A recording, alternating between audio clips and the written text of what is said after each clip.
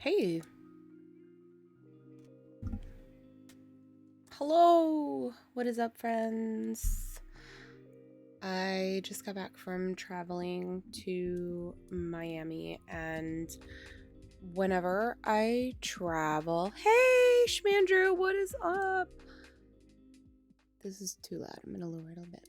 Whenever I travel and I leave New Jersey, I'm always, like, fine allergy-wise, but then when I come back to New Jersey, it's like there's, like, a reacclimation period, and I get really allergic again. So, I came back late last night, and I started to feel, like, a little stuffy, but that was it. And then today, my eyes were just super itchy, so I had to put my glasses on, even though they are like really glary and I'm trying to like find my light.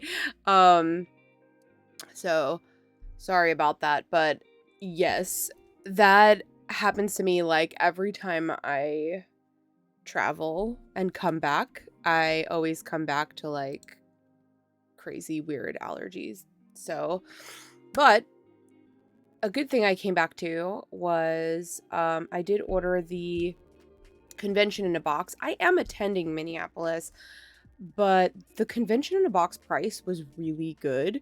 It was like $250, and you get the convention arcane signet, the legendary flyers, which I'm going to get at the convention, I imagine, but I'll have an extra copy.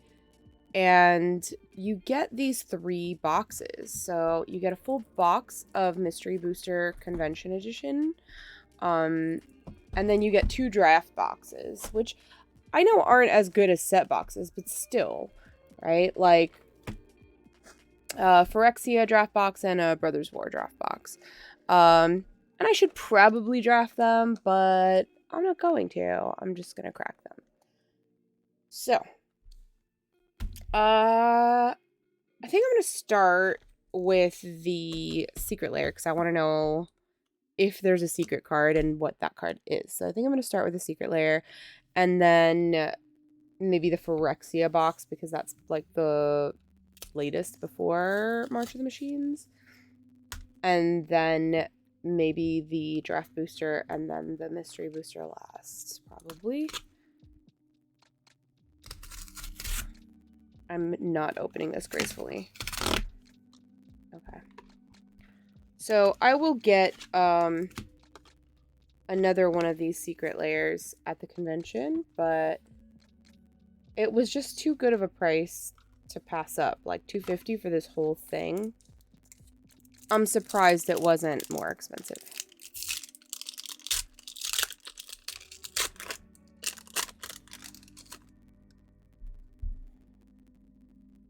Oh, it's a base hole sliver. So there is a secret card.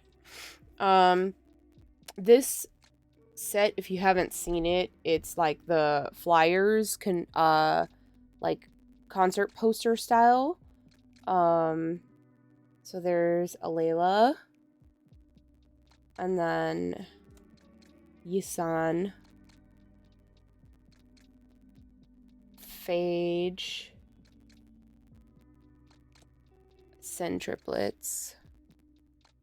Hey, what's up? And the secret card is Basil Sliver. What's up, Geek Beardly? How are you? Did anybody do any conventions this weekend? Because I did not. I was visiting family, so I couldn't go to any of the Command Fests, so I had FOMO all weekend, and I was really, like, super feeling left out.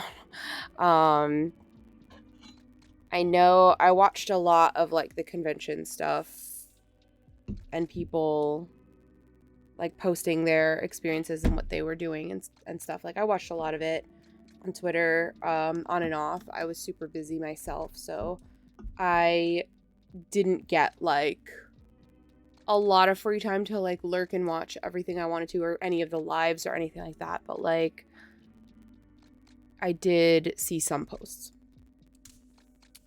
So, how was it? How was Command Fest Indy?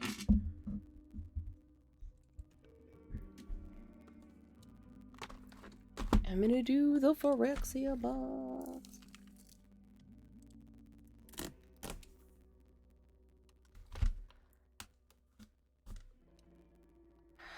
Was it not much better? Okay, so for anybody who's not familiar, Command Fest Indy was supposed to be in the big main convention center there, which is so large that they're able to have multiple conventions going on at the same time as most large convention spaces can.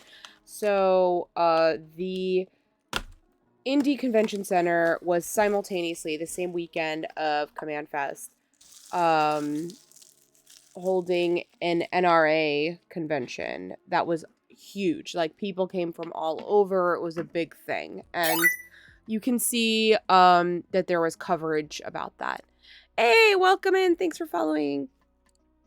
Good to see you here on the other platform, you know? Yeah, so there was a big NRA convention that people were traveling to, and they were like people that were concealed carry and all that stuff. And it just was guns everywhere. So as a result, super last minute, Pastimes moved the event to another location, which is great. However, the entire town is filled with like touring gun fanatics that are there specifically for the convention. So I imagine the town was like not a great vibe if you're, you know, not into that. So Geek Beardly was saying that the con was cozy, but not much better than being near the gun nuts. What's up, Anna? Love Anna. If you're not following Anna, go follow her. She is awesome, and she's my neighbor. And she's a gamer. Alright, I'm opening Phyrexia draft boosters. Boosties. Alright, let's see. I'm just gonna go quick, and if there's something that anybody wants me to show closer and slower or go over again, I'm happy to do that. But let's crack some packs because there's a lot to go through. I'm hoping to do it all tonight, but you know, we'll see. Alright, so the rare is Encroaching Mycosynth. We got a full swamp and a rebel token.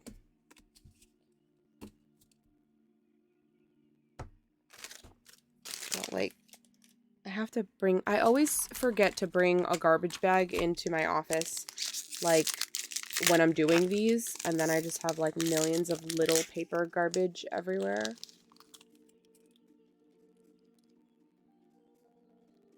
I'm so happy to see friends.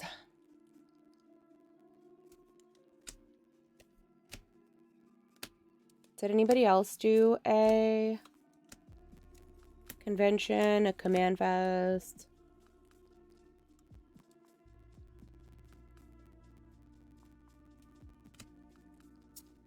Something this weekend? Okay, we have a foil Jorkadine. Full art island. And a rebel.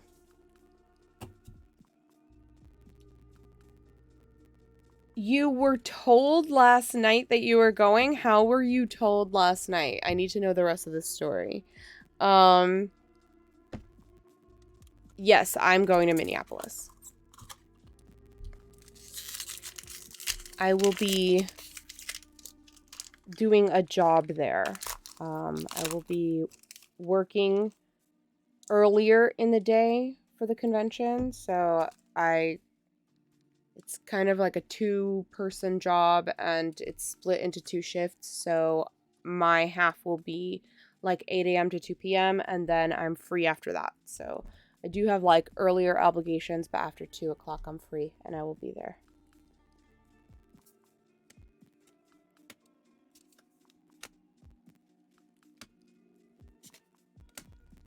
Again, let me know if there is anything you want me to go back and look at. We got a slow bad.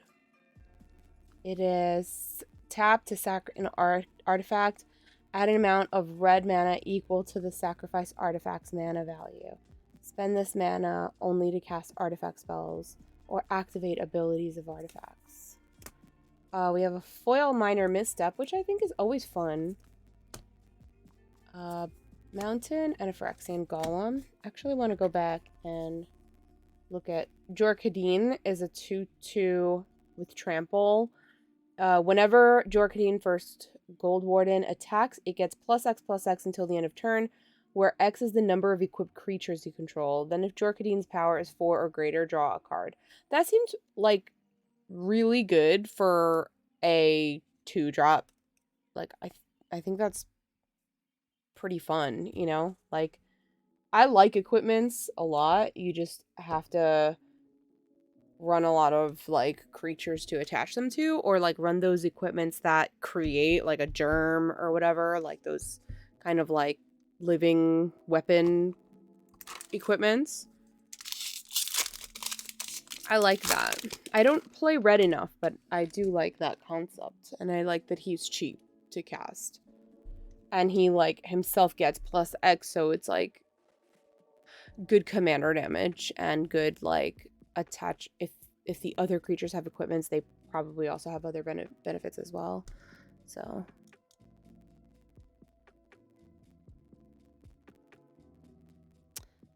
oh, hey, welcome in, family the gathering. How are you? I'm just cracking packs from the Minneapolis Convention in a box. See what we get. I'm not drafting them. I should be, but I'm keeping them in order just in case I decide that I maybe want to draft with them. Maybe I'll do like a local draft or something. It's so funny because, yes, that's pretty good. Sword of Forge and Frontier. And a Plains, my mono white heart, Phyrexian Heart, a token. Yeah, the sword's pretty good considering it's a draft booster. Yeah, it's not bad. I'm great. I'm doing okay. I've had a rough couple days, but like, you know, it's a bad day, not a bad life. So we will just keep on keeping on and things will get better and that's all we can do, right? I'm trying to be positive. I am trying to lean on the people I know that are closest to me and, you know, just make the best of things and keep pushing forward, right?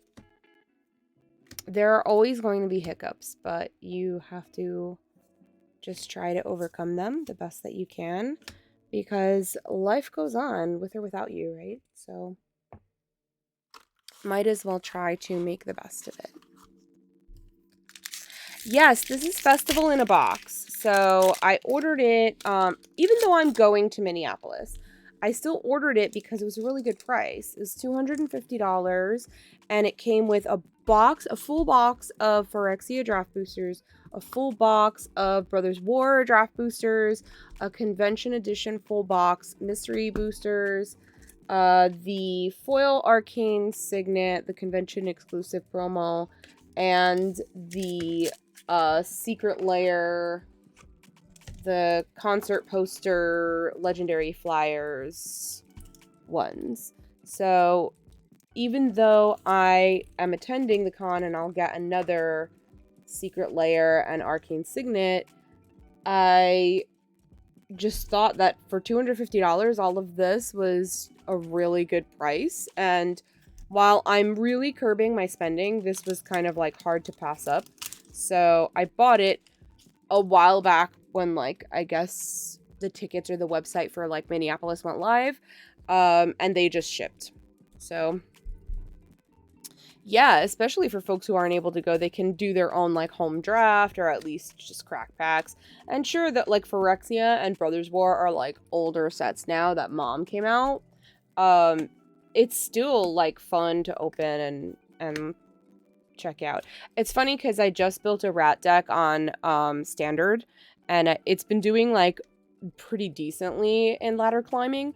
So I'm like, as I'm going through these cards, I'm seeing and remembering everything that I'm playing and playing against in Arena, which is like completely dichotomous because I used to play exclusively paper Magic, and I just started playing Arena last month. Last month was like my first full month on Arena, and I've been really enjoying it, and it's nice to kind of like sometimes take like 5 or 10 minutes on your phone and be able to play a quick game, and then like it gets your fix for the for the moment until you can play like a longer game later.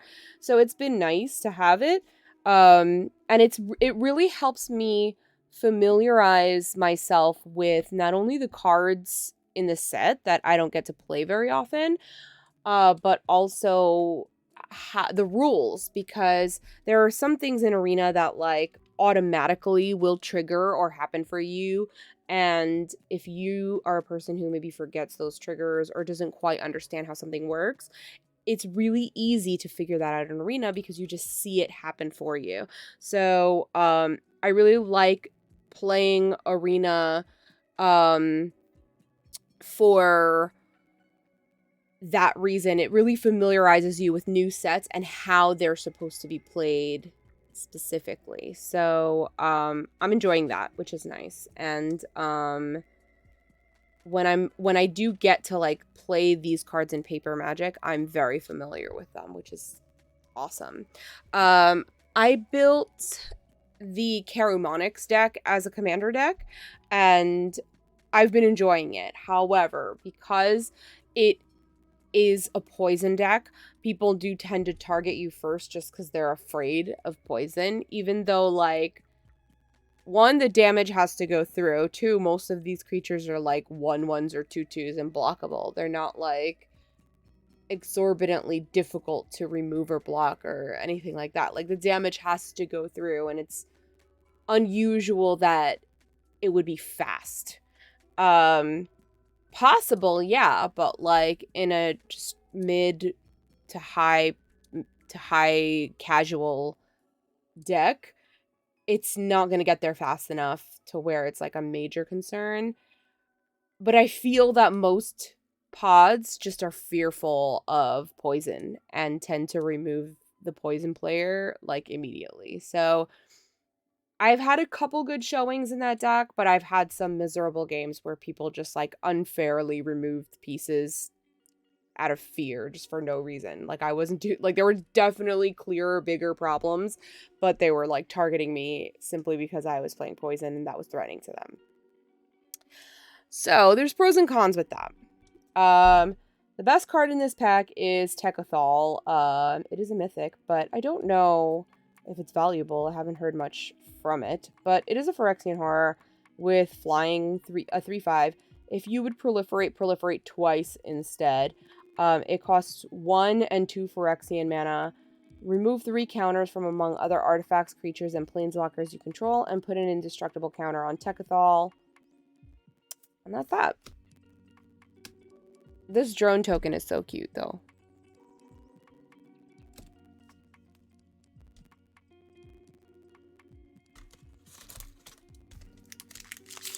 Hey, Miss Shodom, welcome in. We're talking about cons, both Command Fest Indy and upcoming Minneapolis. I didn't attend a Command Fest, but I was asking chat about it and how they enjoyed it.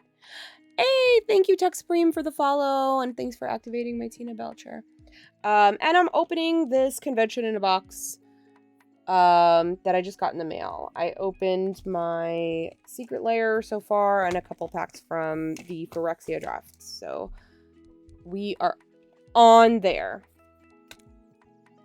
If anybody wants me to stop and read something or go through something again, I'm happy to slow down or go back and do that. Just let me know. I'm just going through the packs relatively quickly and stopping at like, you know, mythics and rares. Yay, I got a foil rat baby.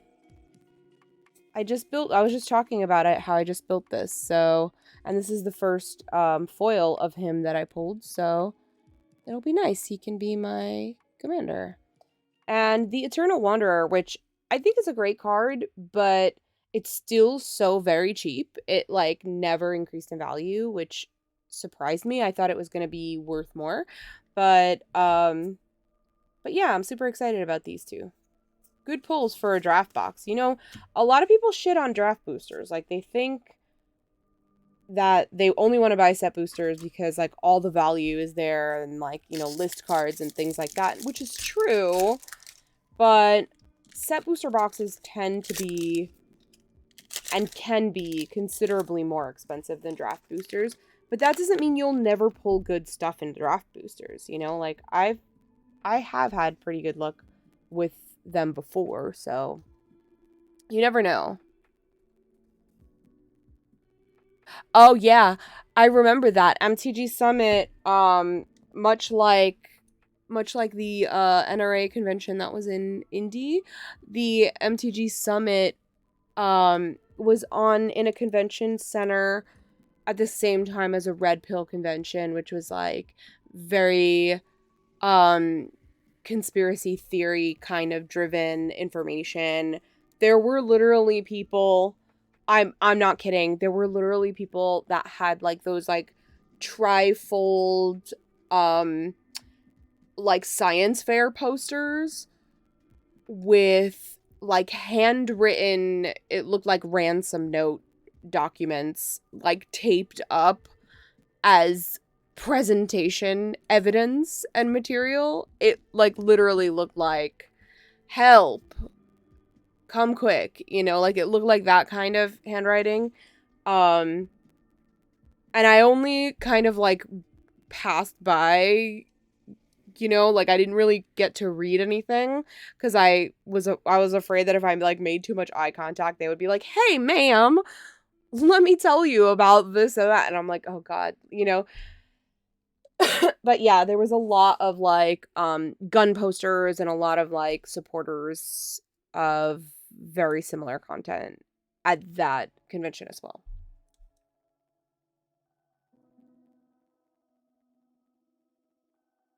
Oh no, they were talking about end times with cards.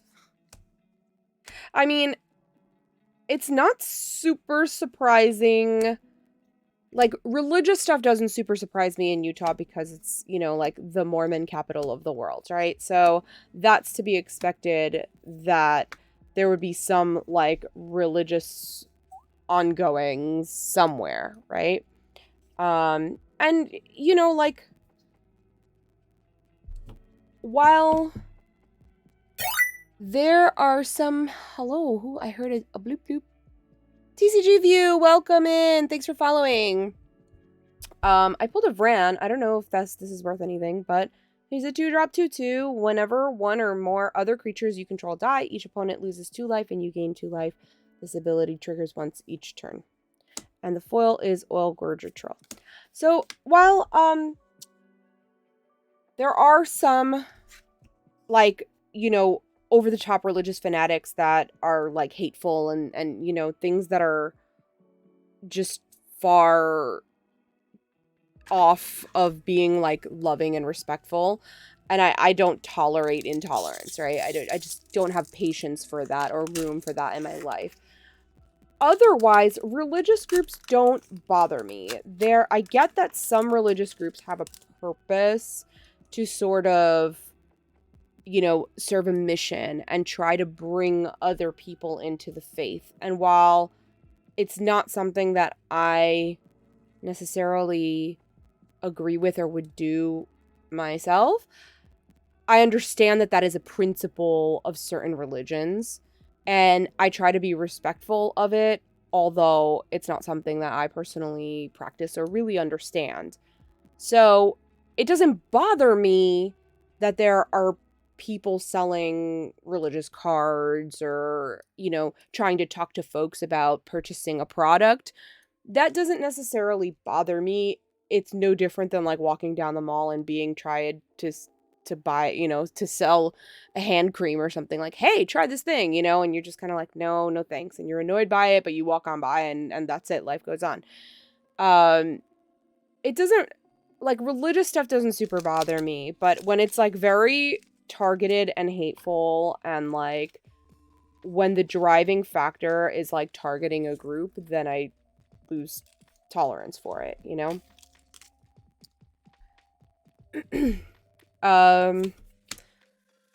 But, religion exists, and we should always be respectful of people's beliefs, unless they do not hold the same principle and have no respect for you, right? We have the rare. This pack is a Dark Slick Shores of the Land and a Full Art Plains. This is a double-sided token, I noticed earlier. So that's useful.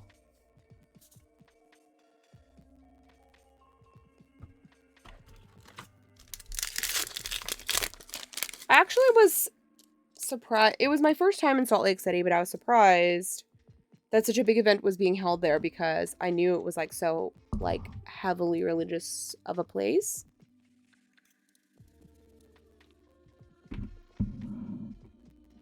But I thought maybe I would encounter more.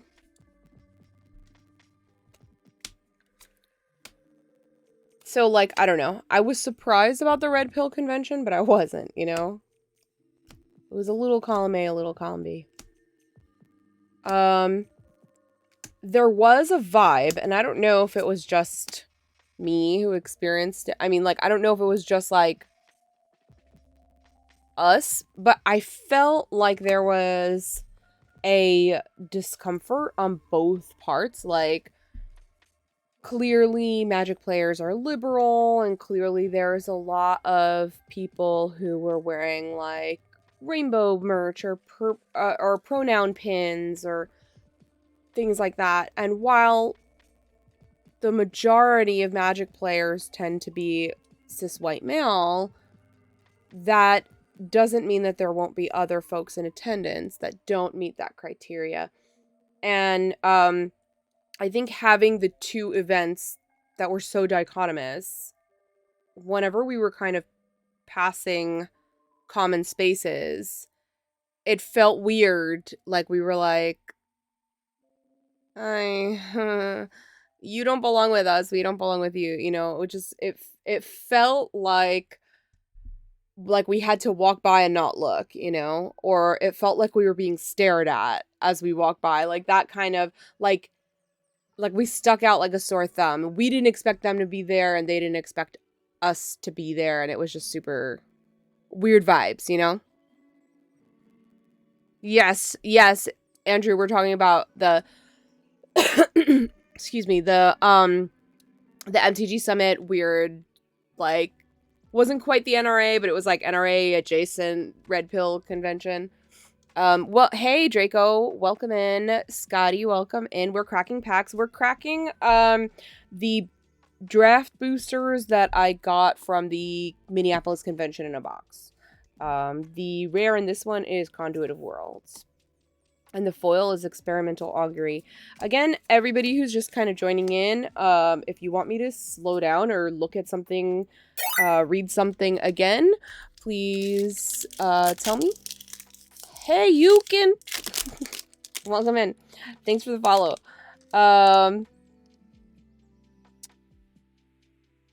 Yeah, if you want me, I'm just kind of going through them really quickly, and if you want me to stop at something, please let me know. I'm happy to go through and read something again for you.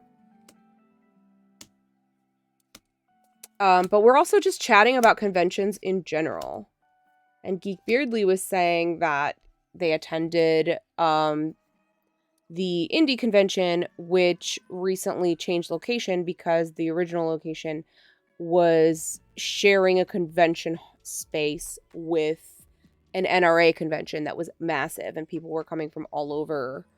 And a lot of the attendees of the indie convention, Command Fest convention, expressed concern that all of these people would be there with guns and there was a safety issue, and so it was moved. But folks were still experiencing the tension of the NRA folks being in town, just because they were like everywhere in the town. It was a big, huge convention. So yeah, it moved, and it moved significantly farther from the convention center.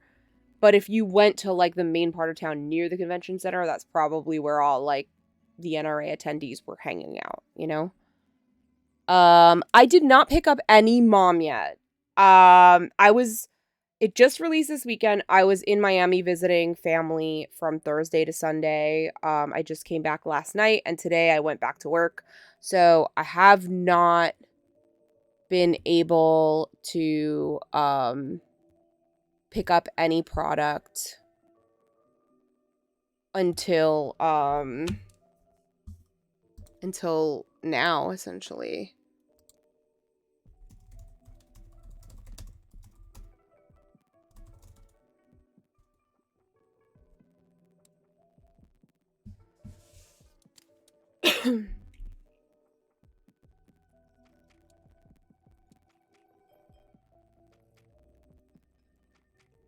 All right, hello, we're back. My rare is Glissa for this pack. Yeah, I was saying that I didn't pick up any Mom yet because it just released this weekend, and I was visiting family in Miami from Thursday to Sunday. I wasn't near any like shops or anything like that. And I wasn't able to pick anything up. My flight landed last night. Today I was already back to work. So I haven't had any time to pick up any product, and all I've been seeing all over Twitter all weekend is like everyone opening it and drafting it and pre-releasing it, and I felt so much FOMO because like usually I do open at least some packs on release weekend, but this weekend just was totally different. I have not had the chance. And Anna, of course you're going to make Minneapolis work because you have to.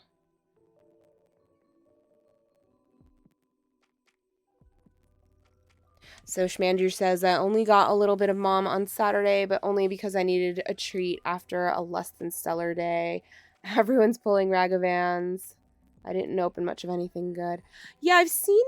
Good night, Geek. Thanks for stopping in. I'm so excited to see you at Minneapolis. Yeah,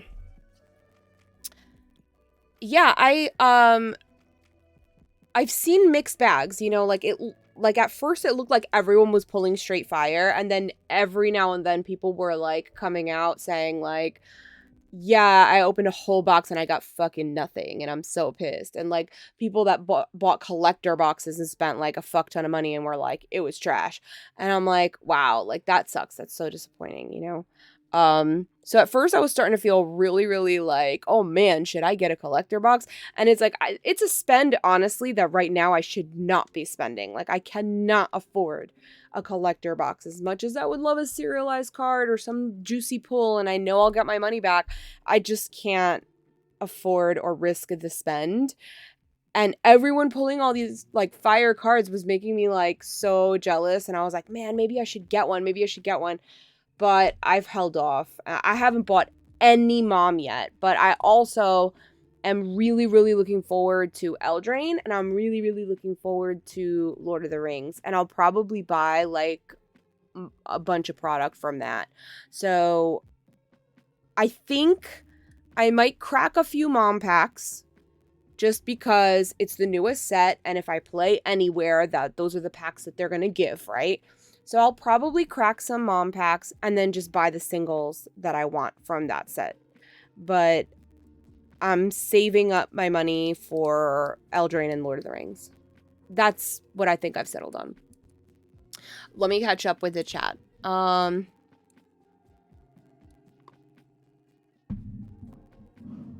Yeah, I love when people share their stuff, like good or bad, you know?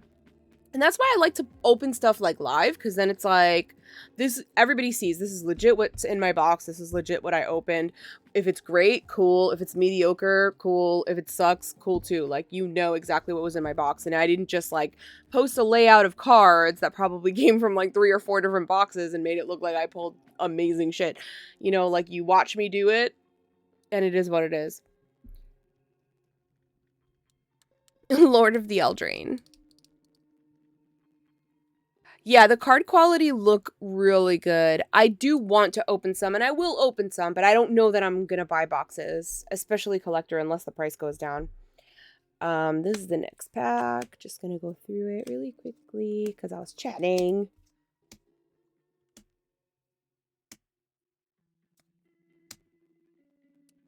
Oh my god, I'm going too fast. Hold on. I need to focus. Focus. Did it do it? It's doing it. Okay. Usually, like, if there's too much happening behind it, it, like, won't focus. There we go. Sorry if it was blurry, like, this whole freaking time. I got a Soulless Jailer, and the, foil is Anoint with Affliction, which I have in my standard deck on Arena.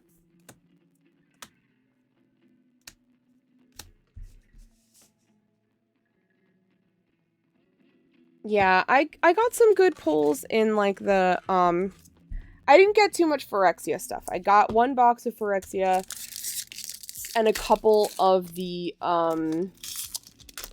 like, complete edition bundles were gifted to me. So, I wasn't planning on buying too much, but I did get this, which, you know, gives me a little bit more product because I didn't have too much from that set. I haven't bought a single thing from Mom. I also usually buy all the precons, but I've amassed so many precons, and I realized that I just don't play them. Like, I had so many precons just sitting in the boxes doing nothing. So I at least took them all out of the boxes, and I just kept them in, like, their small, like, individual boxes. But there are some I have never played, and I'm just, like, keeping because there might be, like, a couple good cards in there that shoot up in price. And then it's, like, it was cheaper to have bought the precon than to buy the single card, which happens all the time. But this time I skipped on the precons. I didn't buy any of the Phyrexia, and I didn't buy any of the March of the Machines. I haven't bought a single March of the Machines product yet.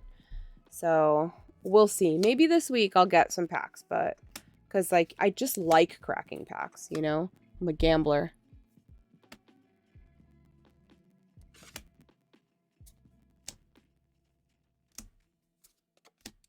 I like the feeling, you know, of, like, the mystery and opening it and not knowing what's inside. The rare is a Monument to Perfection.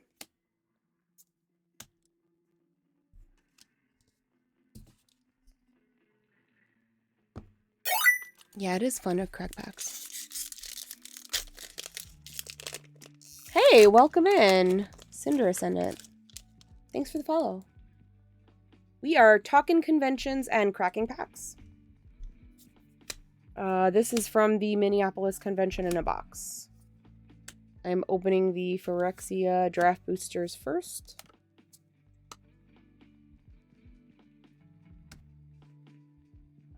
Has anyone played Dan Dan? Because I am thinking about... Yes, Grove! We love a good baby boy. I'm thinking about putting together a Dan Dan deck, and if there's... I mean, I don't think there's anything, like, particularly super expensive in there, but, like, if there's anything super expensive, I might proxy it just to, like, get it going until I can finish and deproxy it, because I really don't want to spend a fuck ton of money.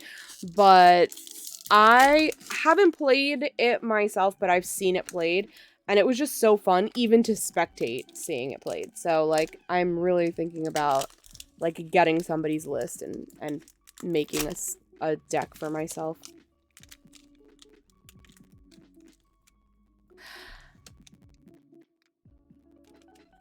801 says, I went from buying all the precons and a box of each release to just buying upgrades for my deck. It's a lot more sane with all these releases. Yeah, so when I was a new player, I've only been playing for 2 years, like coming up on 2 years now.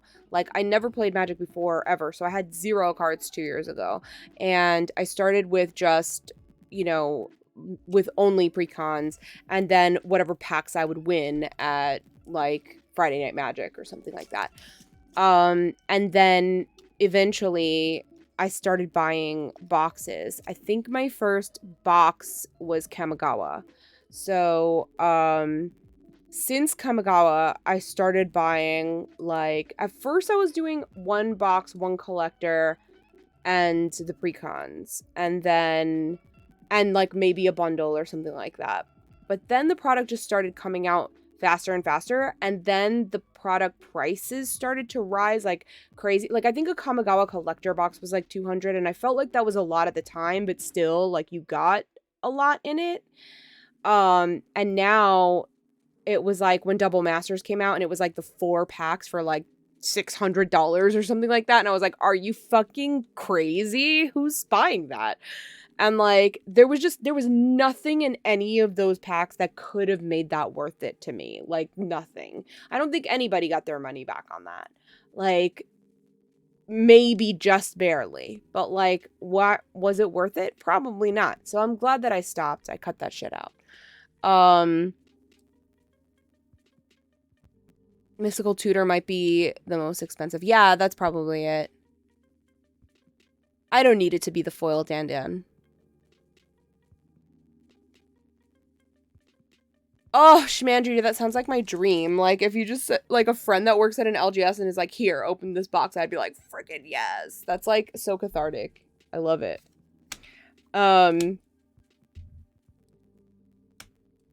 I just love to crack packs, even if it's not mine.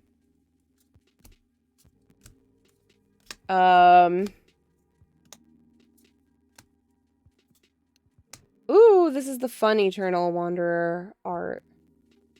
Cool. I like that. I know she's not worth much, but I like that card, and I play a lot of mono white, so I don't care about the value if it's useful to me. Like, if I'm gonna play these cards, then why the hell not, you know? I'm also, like, you know, all my bulk goes to my school, and my students, can build decks and learn how to play and stuff, so it's not going nowhere. It's money that I don't mind spending if I know that it's going to get used. You know, if it's just going to lay in a box and never see the light of day, then, like, really what's the point of purchasing so much product? But yeah, I have calmed down with purchasing product. I do get FOMO. Like, I had FOMO all weekend, not even just opening a pre-release kit or something, you know, like, just something.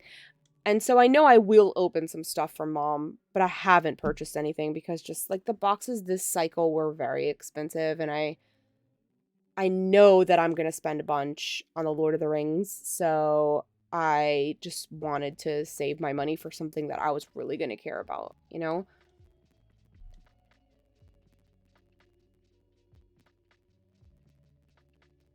The Y might be a good place. Also talk to Magic Kids and see if they have somebody in your area.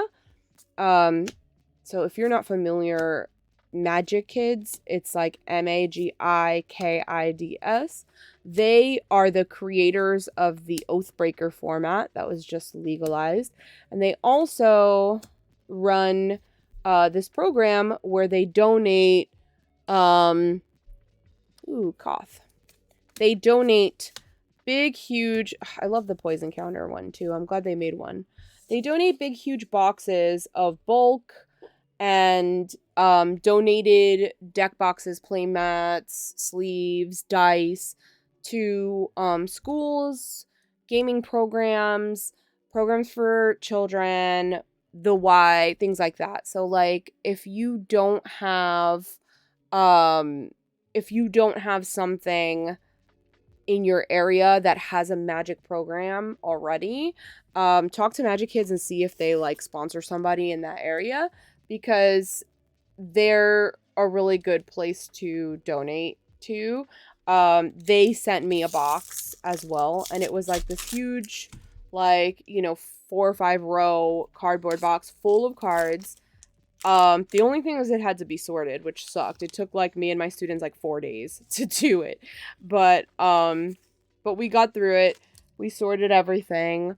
I also got another box donated from somebody. I posted a TikTok about it, and somebody on TikTok was like, I have a huge box of bulk to send you. And they sent me stuff that like was like some pretty decent stuff that was like pricey too, and like land stations and all kinds of stuff, which was great. And yeah, so it's all sorted and my students can like make their own decks from there and everything. So it's cool. I'm on the East Coast as well, Scotty.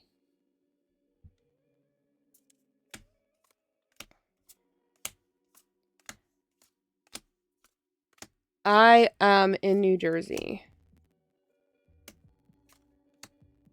So yeah, it's, oh, I like this. Dark Slick Shores. This is a nice one. The foil is Barbed Batterfist, which actually is a cool looking art.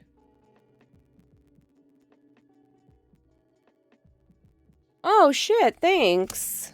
Yeah, that would be awesome, Shmandrew. Thank you. If you've got extra stuff, we're happy to take it. I think Magic Kids is super great, but they, you know, it's what they send you is unpredictable, and I can always reach back out and have them send me more stuff, but it really depends on what they get donated.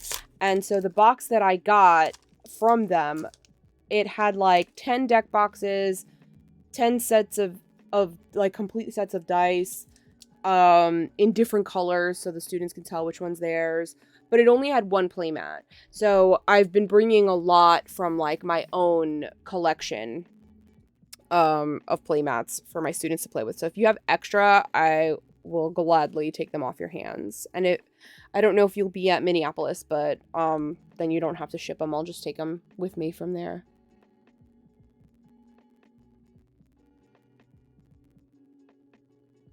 Oh, you're in Boston. I have a lot of friends in the Boston area. I'm not there often, but I do enjoy going there. I really like Salem.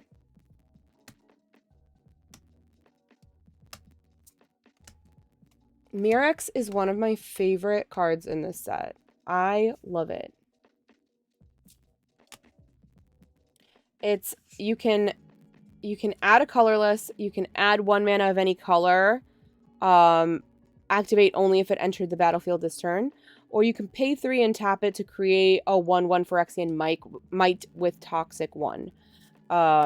So I enjoy Mirex, especially in Standard where you can have more than 1. Oh man, that's a bummer.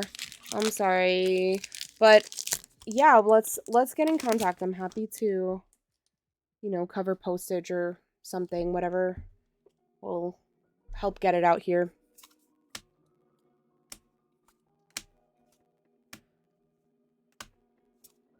Yeah, so but of course they're kids, so they don't understand the value of some of the cards.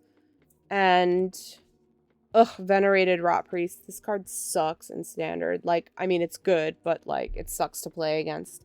This, like, gives me nightmares at night, I swear. The foil is Necrogen Communion. And a Poison Counter. Very apropos for the pack.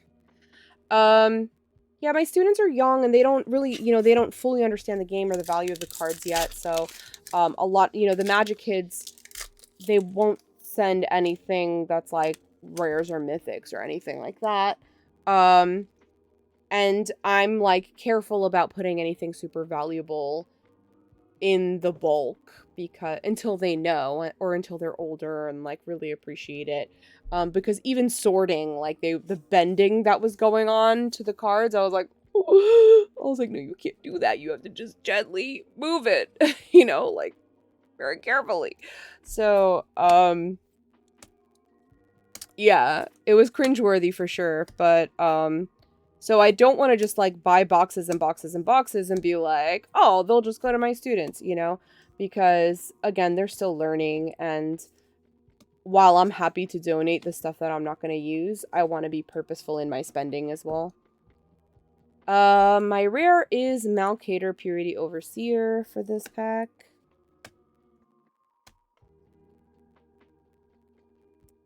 I hate Rat Priest. Ugh. It is so mean. You know what else is mean? And I hate playing against it, but I did build a mono black deck on Arena, so I need it. Is that stupid Phyrexian Overseer. That shit is fucking nasty. It is awful. The only thing is that in my mono white deck, I have a lot of heavy removal and like enchantments that kind of like freeze it and don't like do damage to it. So it like bypasses its bullshit, but like but in mono black I have to like, you know, make them sacrifice it or deal damage to it, which then makes me remove permanents, and it's fucking gross. And the fact that people can have 4 copies of that shit in their deck in standard sucks. Like if I see 2 of them, I just fucking concede, because there's nothing I could do about it. Like I'm not fucking throwing away all my, like, what do I do? Remove lands at this point, you know? Like, just sucks. Hey, Tabletop, welcome in.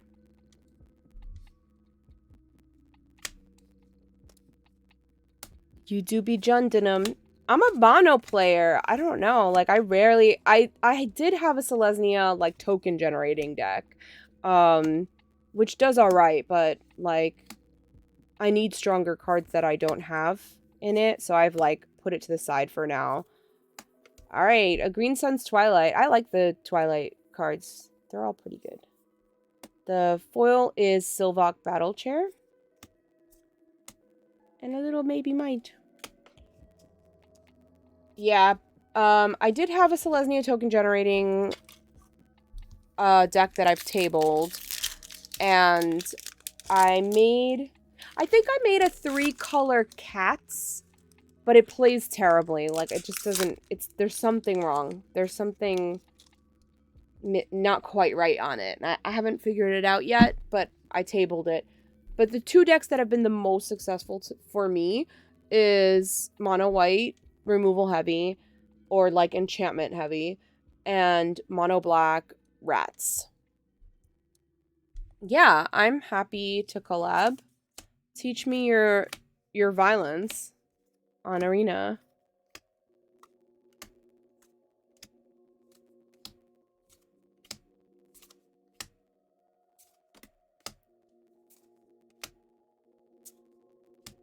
Mercurial Spelldancer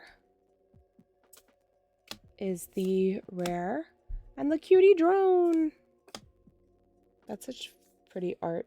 It's Steve Argyle, which is like almost too pretty for him. I'm like surprised that it's Steve Argyle, but very cute. I have a Skittles commander deck.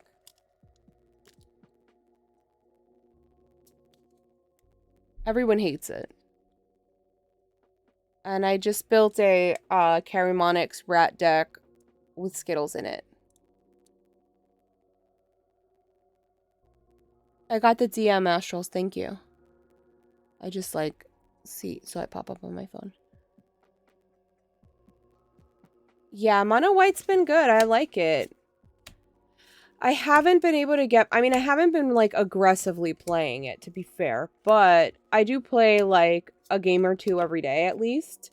And I haven't been able to get past like Platinum 2, like Platinum Tier 2.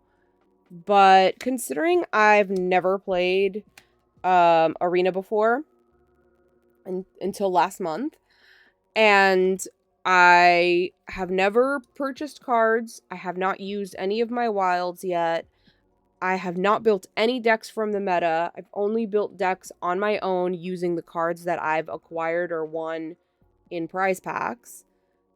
I think Platinum Tier 2 is pretty good, considering, like, I have never played this format before. I've never played Arena before, and I didn't invest any money into buying better cards. I've just been using my knowledge of synergies and what I have on hand to do as best as I can. I think, like, if I was playing more frequently or more aggressively, and if I use probably some of my packs, I could get a little higher. But I'm just, doing it naturally and see what happens. So far, I'm happy with Platinum Tier 2. Like, I'd love to get higher eventually, but, like, considering it was my first month, that wasn't a bad ladder.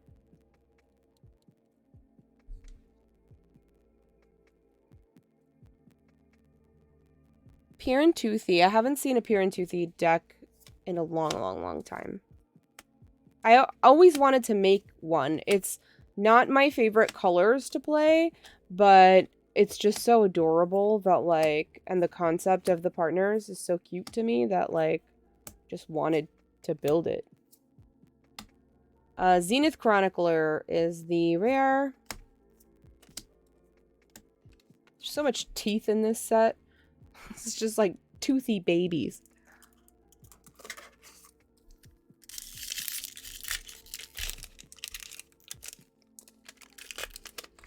Yeah.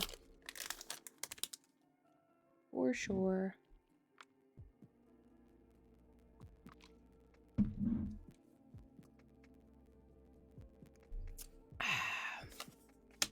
Not me drinking coffee at 11:20 p.m. wondering why I never sleep. It's just so good. And I didn't have decaf, so.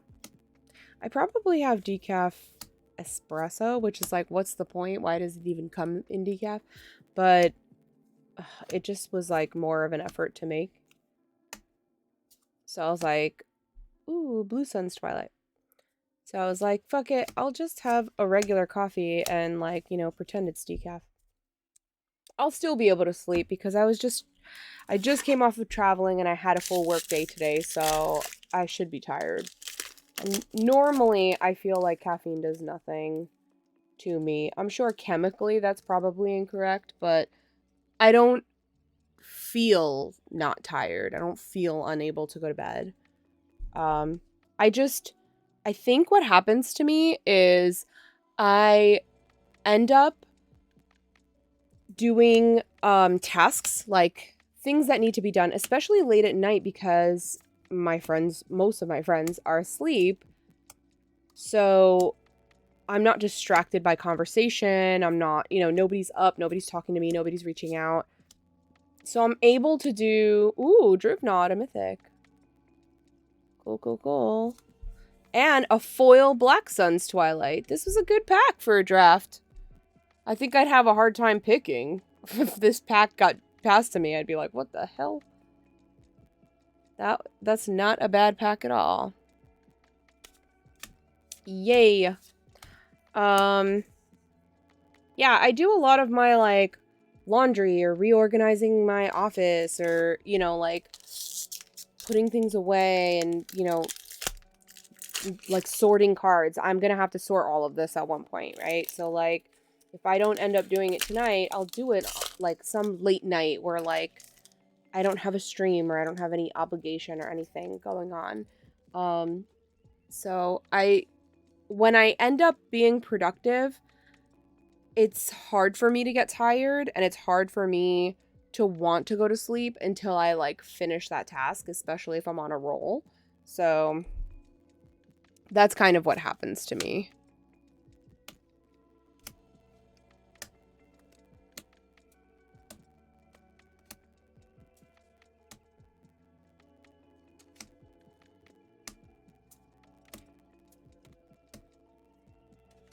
Thrun. We have a Thrun. I feel like I got a bunch of Thruns in, like, a Jumpstart. There was, like, one Jumpstart box that I shared to, like, actually play Jumpstart with someone. And there were a lot of, like, repeat packs.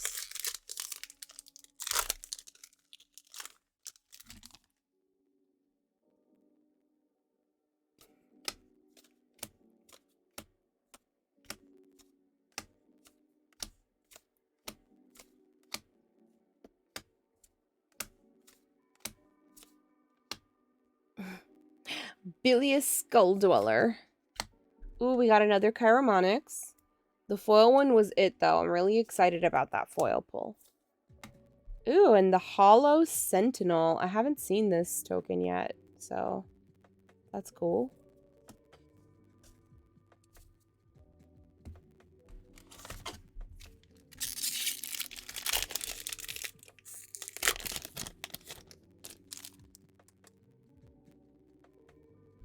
Yeah, Thrun's a little pricey, huh?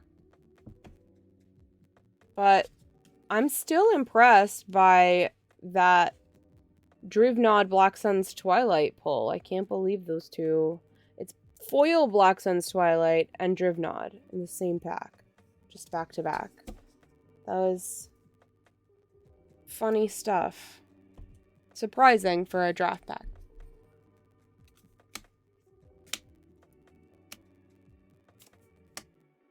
I once had somebody in Arena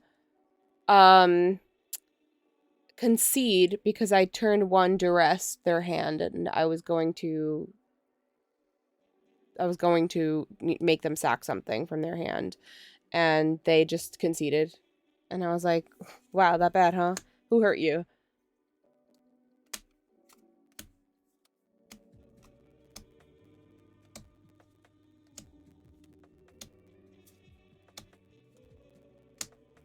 Azuri. And, like, duress is good, but not that good. It really depends, you know? Like, okay, so it says, target opponent reveals their hand. You choose a non-creature, non-land card from it. That player discards that card. There were times that I turned one this, and all that were in their hands were lands and creatures, and it was like, I just looked at their hand, basically. Which is, like, fine, for 1 mana, I'll pay 1 mana to look at your hand if that's all I get to do, you know? It'd be nice if I made you discard something from your hand, but if I don't get to, at least I know what you have and I know what I should play in what order. But this particular person, I think, had like 4 things that I could have made them discard. It was like a planeswalker and like, you know, some other stuff. And I didn't even get to like look at all their cards yet, and they conceded.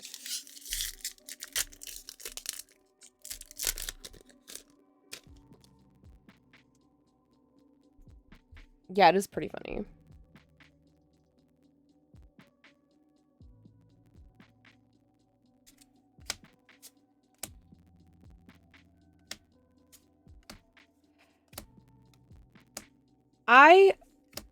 Even if I have like a bad beginning, I usually try to play it out until at least I know that like there's no coming back from this, you know, like, hey Jarvis, welcome in. Welcome in, welcome in. We got another really good pack. We have a rare bloated contaminator and a foil Nahiri. So not bad. I'm opening draft boosters. Hey, what's up, Corey? Welcome in. I'm opening the Minneapolis con in a box thing, and I'm opening draft boosters, and the pulls have not been bad considering they're draft boosters. You know, they tend to not have the best reputation for like high level pulls, but they've been all right. Definitely some useful stuff. Welcome in. And we've also been chatting conventions and people who went to command fests and stuff like that, just like what everyone's been doing and who's going to Minneapolis. And we talked a little bit about Summit, MTG Summit, and stuff like that. So, you know, just chatting, cracking packs, talking cards, talking a little bit about Arena because I'm like new to that side of the world, but I've been playing it for a month. And a lot of these cards are in the standard rotation right now, so okay, we have a Jorkadine and a foil Tablet of Completion.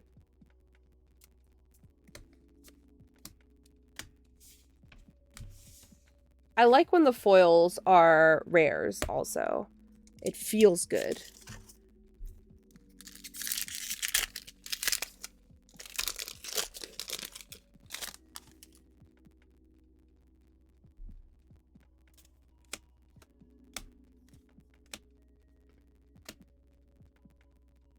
trying to, like, get it to focus. Focus! I'm, like, going too fast, and it's trying to focus on the boxes behind me. Behind it, rather. I like planar disruption. Enchant artifact, creature, or planeswalker, which is crazy. Usually you can't enchant a planeswalker or, like, an artifact. Enchanted permanent can't attack or block, and its activated abilities can't be activated, which is fantastic for 2. It's really, really disruptive. And I feel like that's a card I should play more of. You know, like, if I have a deck that's, like, not removal heavy, it's still good to, like, have that kind of control, because I feel like a lot of people, in my experience, don't often run a lot of enchantment removal, and to enchant a major piece like a planeswalker could really shut down somebody's game, especially in Commander, where they only have 1 copy of that card in the deck. The rare is Mirren Safe House for that pack.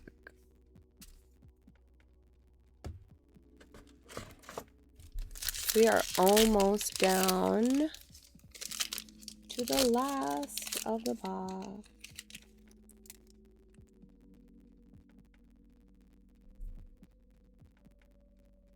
Let me make sure this is focusing. That was nice. This is such pretty art. Not a card I really use, but the art's really pretty.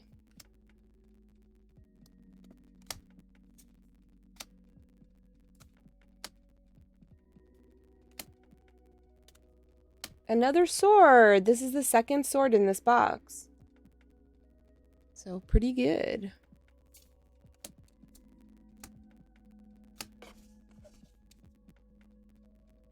I think I have a couple of them now. If I don't end up using them in decks, I'll give one away or something.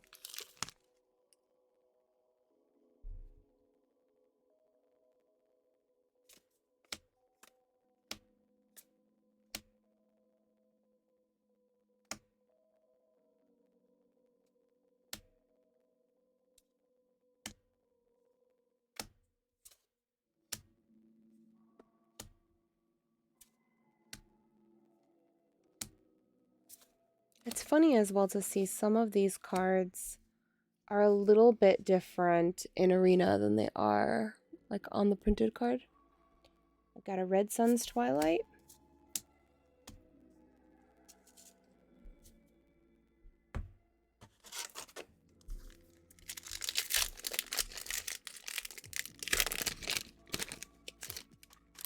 There's 2 more packs in here.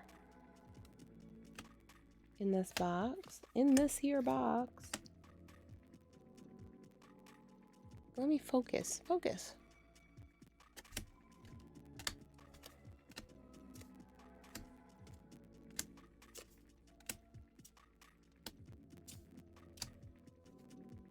And we got a Tyvar.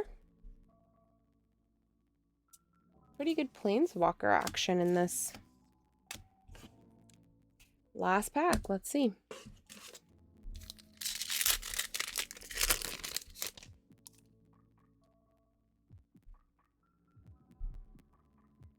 Make sure it's focusing.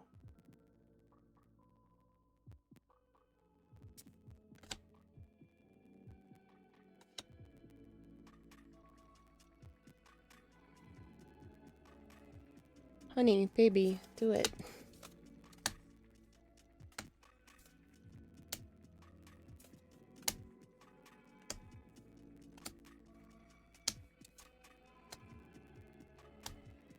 Ooh!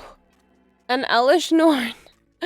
In the last pack, the very last pack. This happened to me in the complete bundle too. Like, the very last pack of the complete bundle had, like, a foil, like, full art Elish Norn.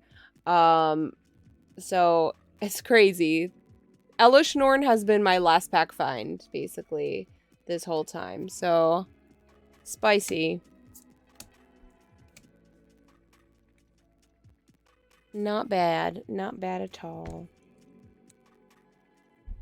Let's put these into a few piles right back in their box so I can sort them tomorrow, because I will probably be too tired to sort them tonight, I'm assuming.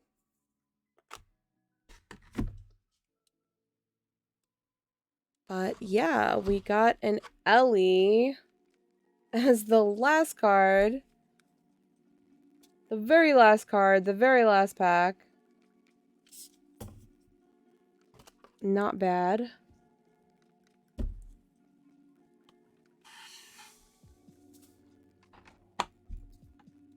My hands are too small to like put this in any kind of careful order.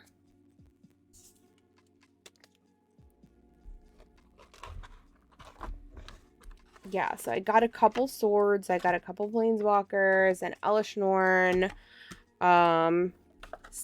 like every one of the Twilights, you know, like the Sun Twilight.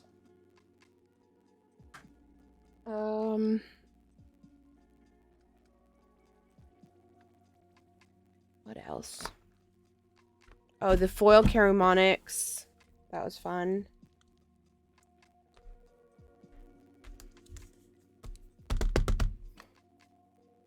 Something sharp. Good enough. I used a plug. One of these things. And I just knocked off one of those like coin flip counters that says like yes or no, you know, like do you take damage? I just like excuse me, oh my god. Just knocked it off. I'm making a mess.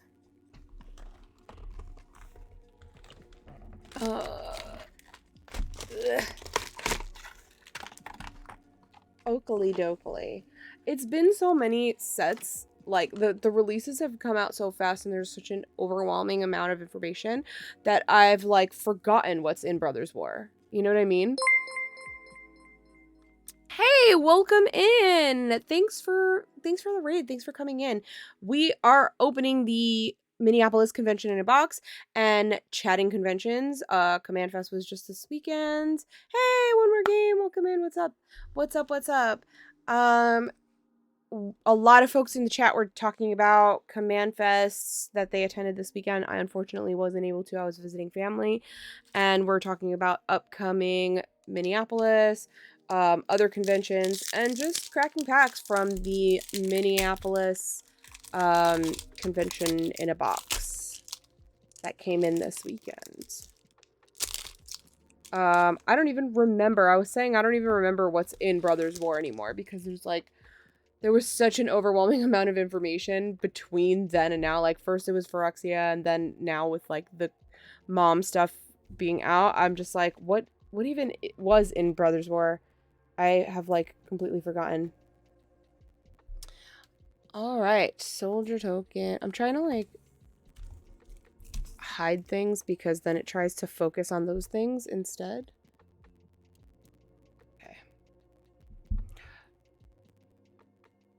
Soldier token.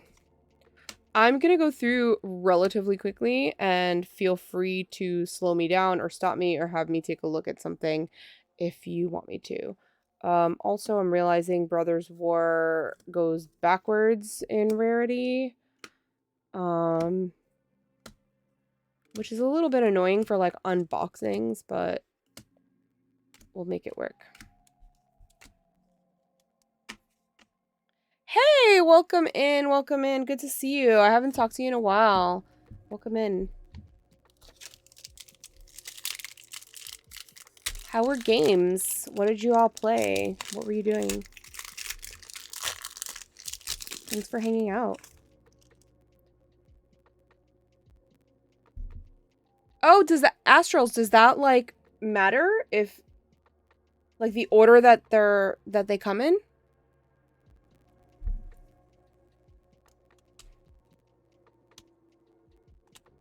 It's so uncomfortable to go backwards, but I'm trying.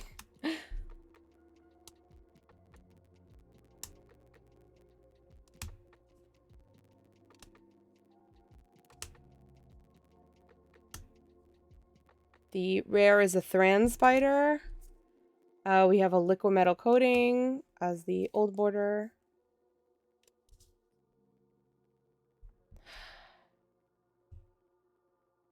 Oh, I love that. I love a perfect 7 starting hand game. I actually had the idea to do that in EDH. I haven't done it yet, but I want to.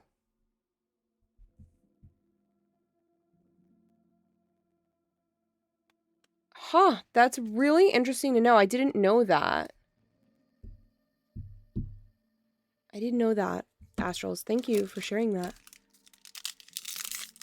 Turn 2? Preposterous. What were you playing? I built an Abdel Stormcoast Stellar Pauper EDH, but I haven't played it yet. I'm ordering the rest of the cards probably tonight.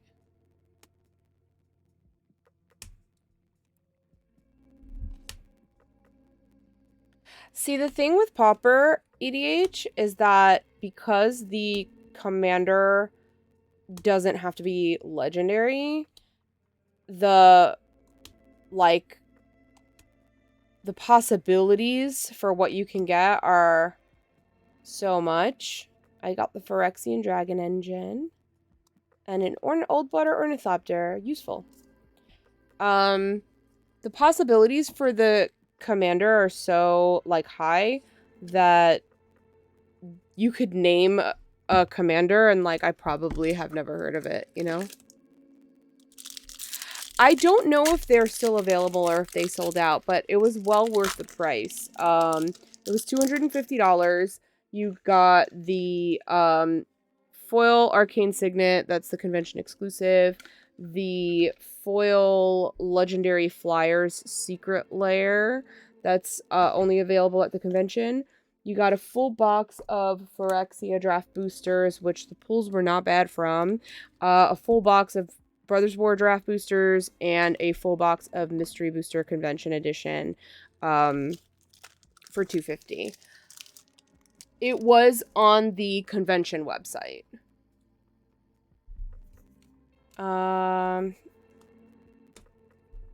Yeah, so it wasn't like Secret Lair or anything like that. It was on the main convention website. Like the Minneapolis one. Because this is a different convention in a box than was available for other conventions. And I actually thought it was going to be crazy expensive. When I saw what was in it, I was like, yeah, how much is this? This is going to be an exorbitant amount of money. But it actually wasn't. Is it on the Secret Lair website? Oh. Wait, it is or it's not? Confused. We got Misery's Shadow, and Elsewhere Flask, and foil Mass Production.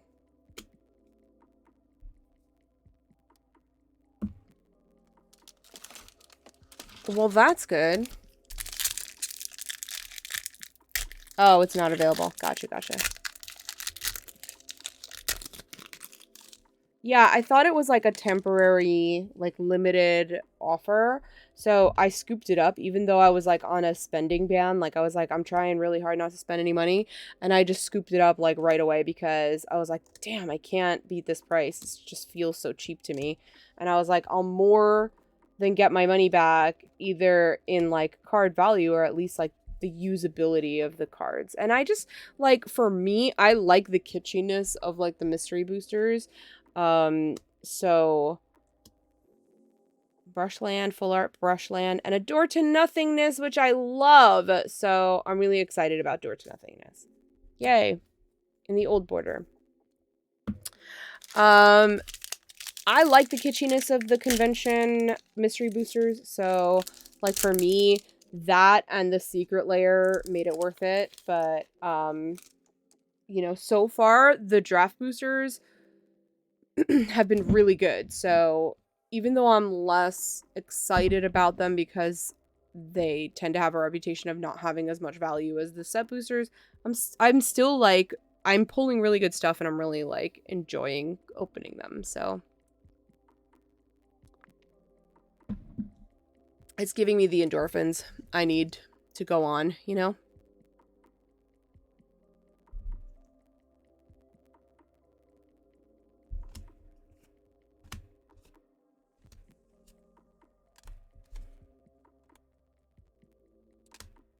Yeah, it was not a bad price. I just couldn't beat it. And also because I hadn't been buying a lot of stuff, I felt like it was a worthwhile spend where I couldn't justify like the price of a collector box or something like that, you know?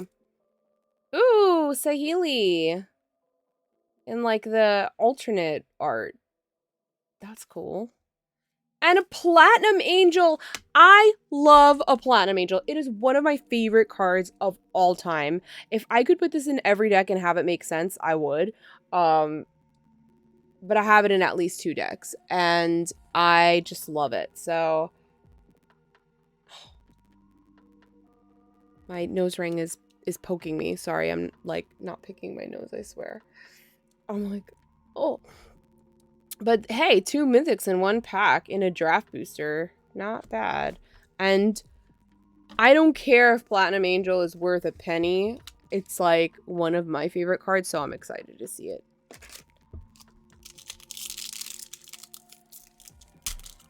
Eek. What are some of your pet cards? What are some cards that you just like love, no matter what?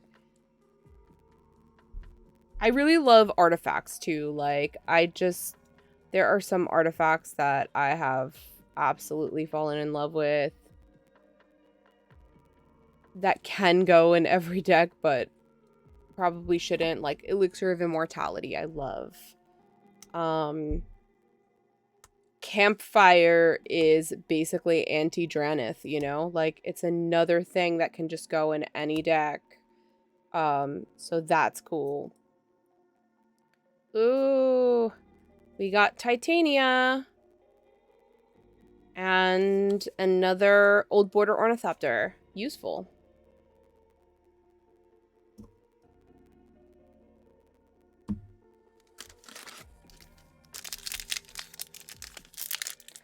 Good night, Astrals. Thank you for joining, and we'll chat about trying to convert me to Jund's life, okay?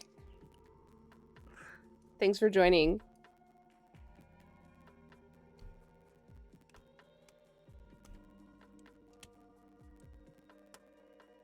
Let me know if you all need me to slow down or read something. I'm just kind of going through them quickly because there's a lot to go through. And we all have to sleep eventually, right? We have a Diabolic Intent, Halum Tome, I don't know what's the proper pronunciation for that.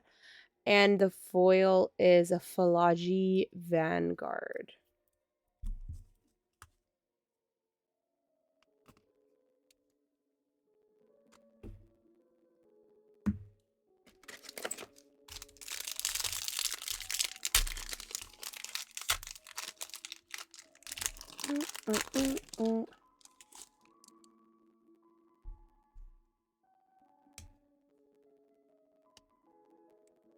I put Recommission in my mono white and Deadly Riposte in my mono white standard deck.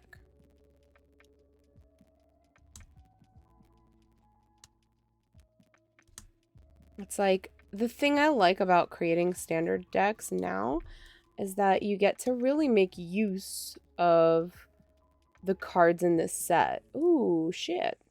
We have a Titania's Command and the Old Border Altar of Dementia. Nice. Yeah, what I've been liking about Standard is that a lot of these cards that get overlooked for, like, Commander, you know, are really popular and cheap to play in the current format, and it really, like, makes use of the cards that I purchased in these sets. So I've been enjoying that aspect, is that like you actually get to play stuff from the most recent sets. And it's all the stuff I know, because they're all sets that came out while I was a player.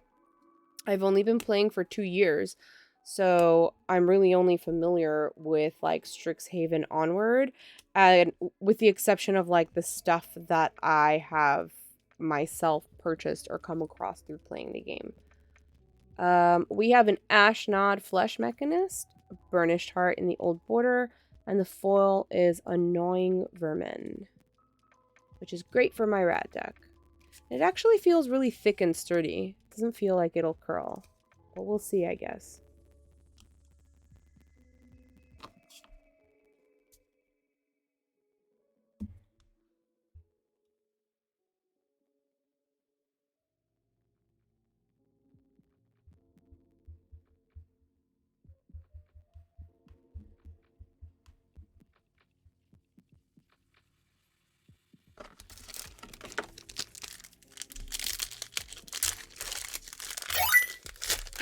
Who's that? Who's that? Hey, Warren Valhalla, welcome in and thank you for following. I'm glad to see you. Oh my god, Greatest Virtue, hi! I'm glad you're here. I know it's super late. At least it is. I'm on East Coast, so it's almost midnight here, and this can be super late for some people, but I do like a late night stream because I'm a late nighter and I don't sleep much, so if you're up, I'm up, you know? There have been times that I've hopped on and there's been like 2 people watching and I'm like, hey, chat with me, because got nothing else to do. Ooh, this is a cool swamp. So this pack was Rootwire Amalgam, was a mythic, and Ichor Wellspring, which is great. It played really well in one of the precons, I remember. I actually really enjoyed the precons from the Brothers War set. They were really good. I was saying earlier that I have not bought...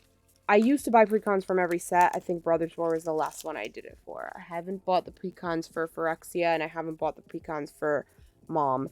Though I will be buying all the precons for Lord of the Rings. Like, I cannot help myself. And I probably will be buying... I was saying I didn't purchase any product from Mom yet because I'm expecting to purchase a lot of product for Lord of the Rings and Eldraine. If you're just joining, I am opening the convention in a box from the Minneapolis sale, Minneapolis set. Even though I'm attending Minneapolis, it was a really, really good price, and I could not beat it. And so far, the pulls have been alright. So we got an Urza, Prince of Krug, the old style card, and the old border is, the alternate style with the, like, whatever, the sketches, I guess. And the old border is self-assembler.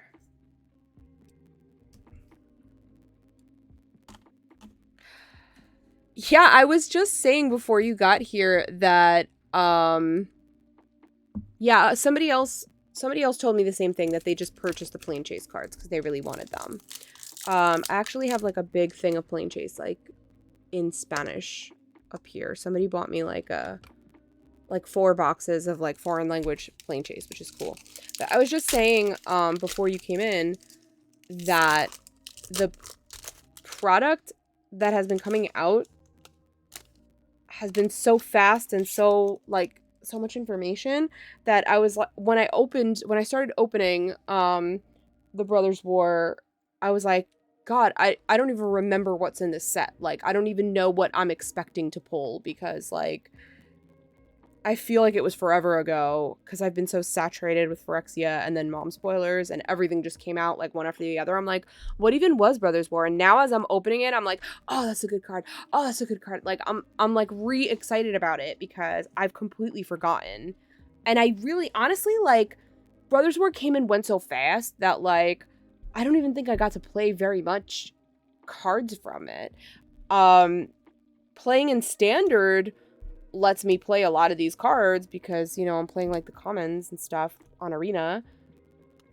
But it came and went so fast. I felt like by the time I had it in my hands and it was new, all the spoilers for Phyrexia were coming out and nobody was excited about it, and it just came out. So like I found it really like an exhausting time.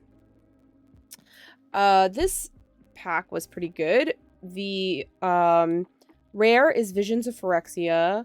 The old border is a Cloud Key. And the foil is Hajar, Loyal Bodyguard. So it's 3 rares, which is nice.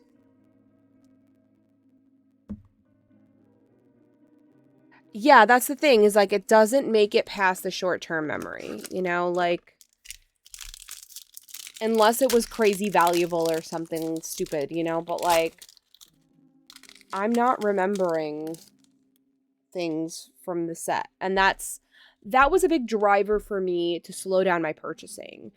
It just isn't a wise spend, and even though I feel like the FOMO and I wish I had like mom product, I was excited about it when I saw previews, but then I was like, how much of these cards am I really going to use? And I'm like, am I still excited about it months later or whatever? Like, it is hard to keep up. It's overwhelming. It's a lot of money. It's a big spend.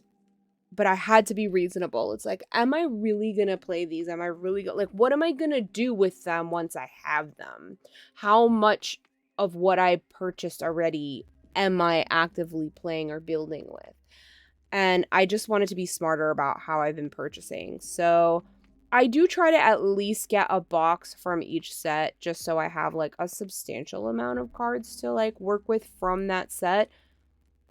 But admittedly, I didn't purchase any Phyrexia. I did purchase a complete bundle, but then I had 2 others purchased as gifts for me when they were really low price.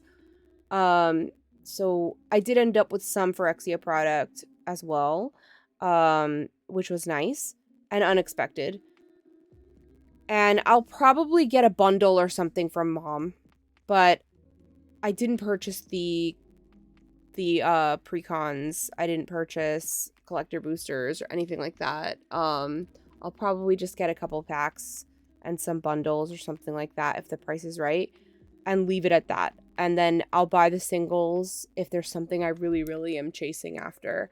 I do love cracking packs, but the value has to be there for me. You know, like I have to be okay knowing that I spent $100 on this box and I may not get $100 back from it. You know, like I have to be okay with that.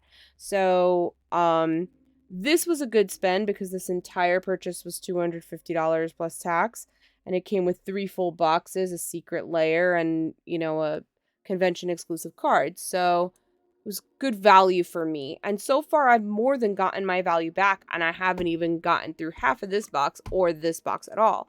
So,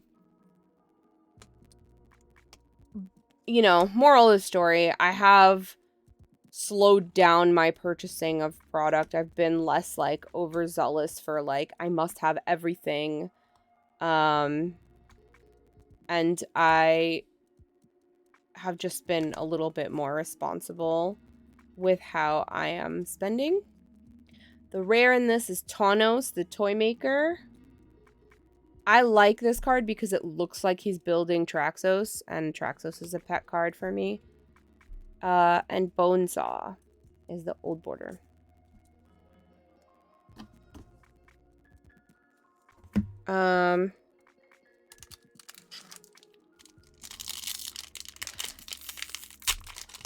Yeah, this was better. This was a better value than the previous convention boxes that they've done, in my opinion.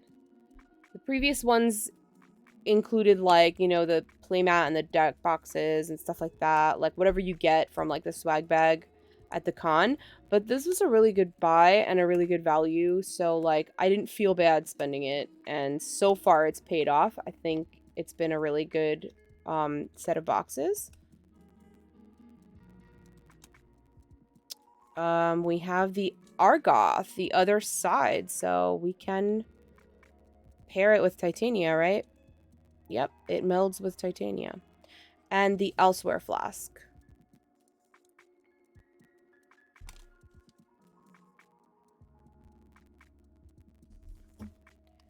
Yeah, but I'm trying to like keep my spending reasonable and save my money for things that really excite me, you know? Like even if I get bad pulls, I don't care if it's like, you know, the Lord of the Rings set cuz I'm really excited about that. If it's the Eldraine set because I'm really excited about that. So, if it's things that I know that I don't care, like if I just pull pennies from it.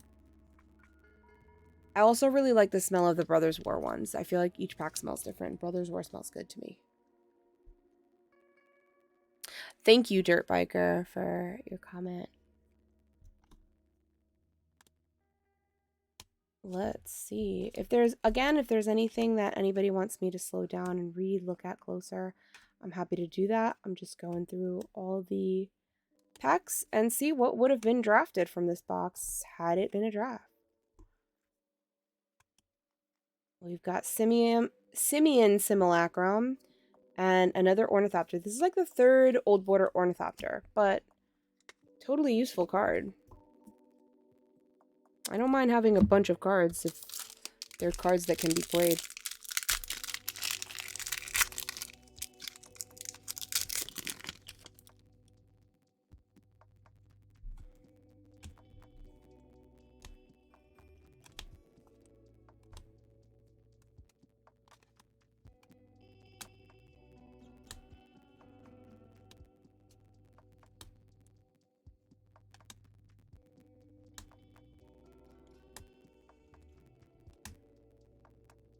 We have a Brushland and a Foundry Inspector, which I love.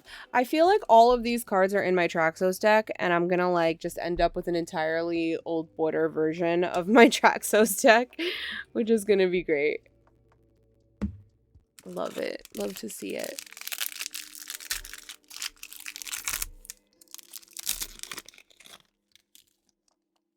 Which I used to hate because I feel like brown is such a duty color, you know? Like, nobody likes brown. I've never heard anybody say, like, my favorite color is brown, you know? So, like, Old Border, you either love it because you're nostalgic for it, which, like, I've only started playing 2 years ago, so I never had original Old Border cards, or you hate it because it's fucking ugly. And, like, let's be real, it's fucking ugly, right? I'm kind of in the middle. I used to hate it. I used to be like, why are people so fucking jazzed for this disgusting border? It's so ugly.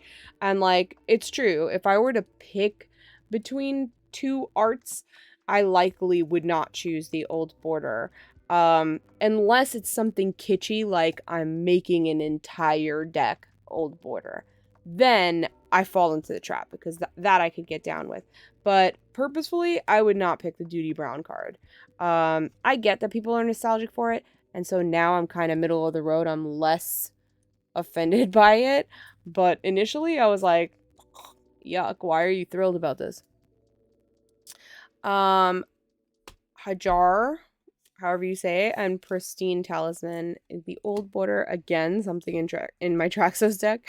So far, we're like 4 cards deep in this deck.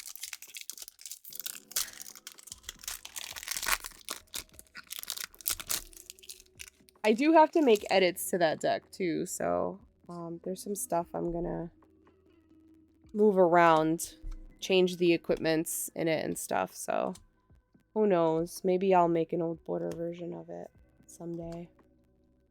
If I can, if all the cards in it come in Old Border. Audacity. Alright, Lauren of the Third Path. This card is very useful if you haven't played it. I play a lot of mono white, so I'm very familiar with this, but it is a favorite, and it has been making its way into even CEDH decks. It's a 3-drop 2/1 with Vigilance. When Lauren of the Third Path enters the battlefield, destroy up to 1 target artifact or enchantment, and you can tap her, and you and a target opponent each draw a card. So basically, she comes in, destroys something. As long as she remains, you get free card draw every turn. You give somebody else free card draw, but it's useful. And we have a self-assembler as the Old Border, and the foil is Goblin Blast Runner.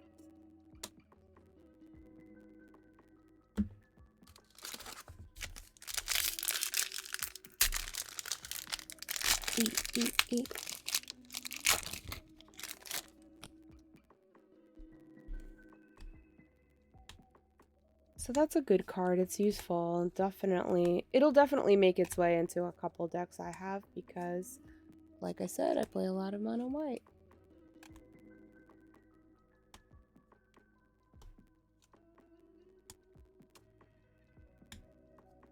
Teething Wormlet and Phyrexian Revoker.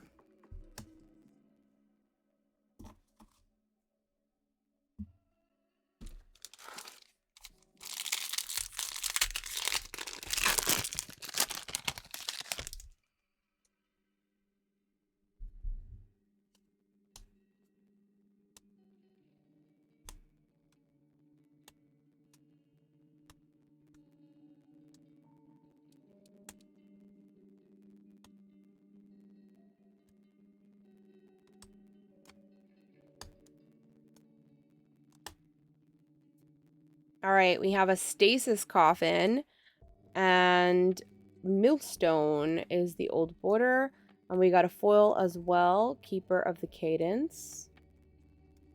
The Stasis Coffin is 3-drop, pay 2, exile it, and you gain protection from everything until your next turn. I feel like it's a little pricey, but, you know, it's alright. Like 3 mana to cast and 2 mana to activate.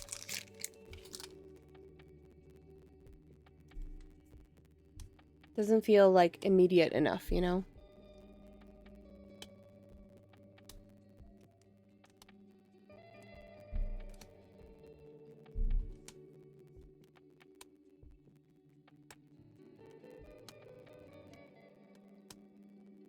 We have the Temporal Anchor and Quietus Spike, which I love. I've been meaning to add it to Traxos, so I'm excited. It's looking like we're getting an old border Traxos, maybe. This is kind of fun.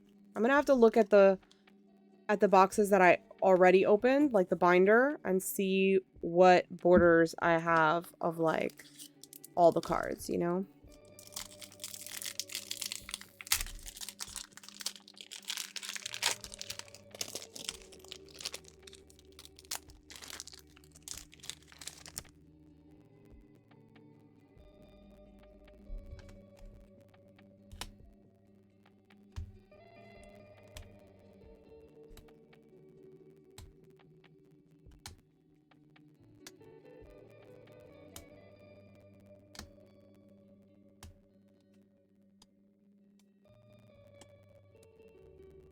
Llanowar Wastes and Sigil of Valor is the old border.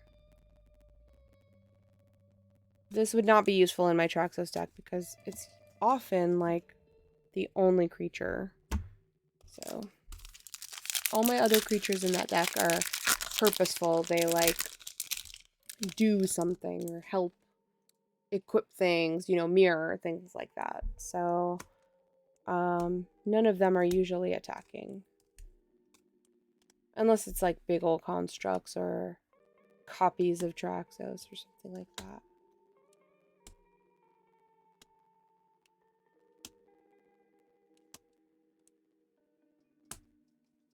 Kayla's Command, which I love. And Unwinding Clock, which also is in Traxos. What the fuck? This is amazing. I've got like 6 or 7 cards in Traxos already.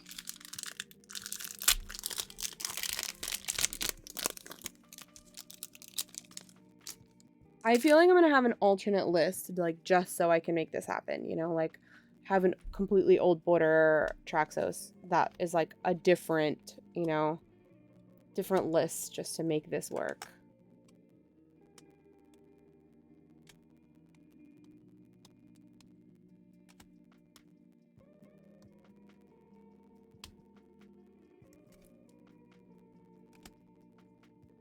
We have Kayla's Reconstruction, Ashnod's Altar, Ashnod Flesh Mechanist and its foil, and a Golem token.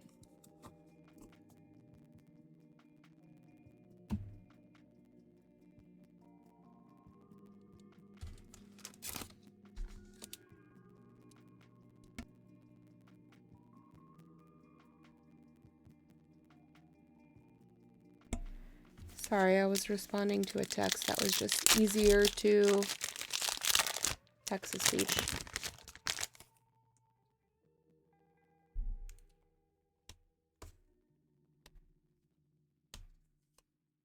Oh, I like Tocasia's dig site. I know it's a common, but I like it.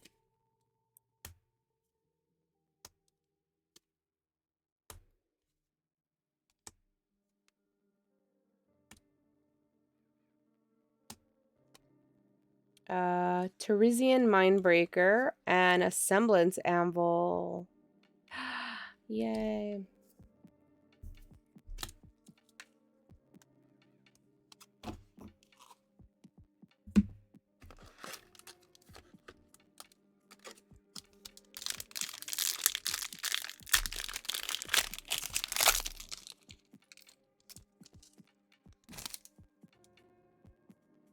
All right. Let's keep on keeping on. We're almost at the bottom of the barrel here.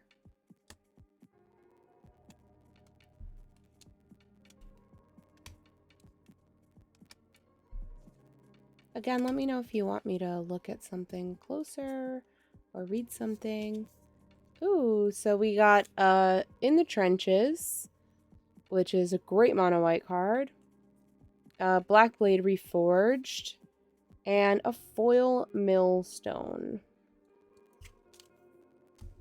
Unfortunately, I'm not milling much or interested in that strategy in Traxos, so the foil millstone will not go in that, but the Black Blade will.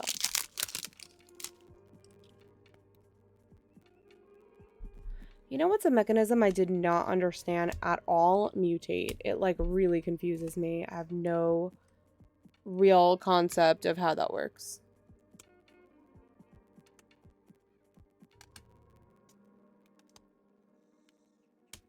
I understand prototype a little better than that, and then mutate, and I understand like ninjutsu a little. Like at first it was confusing and hard to understand, so I understand that better now, but I still don't really understand mutate.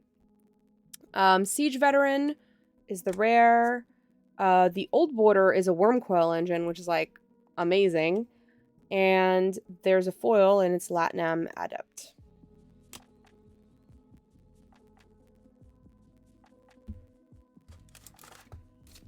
Wormcoil. You loves baby Wormcoil.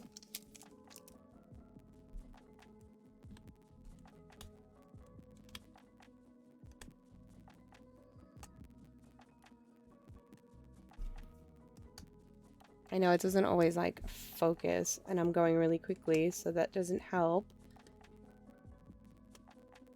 But if you would like to see something, let me know. We have a platoon dispenser, liquid metal coating as the Old Border, and foil energy refractor.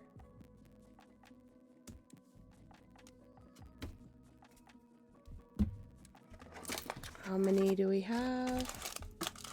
Oh, we got quite a bit. Like 7 packs left or so.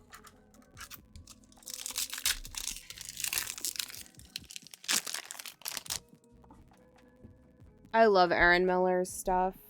I love RK Post stuff too. I have tons.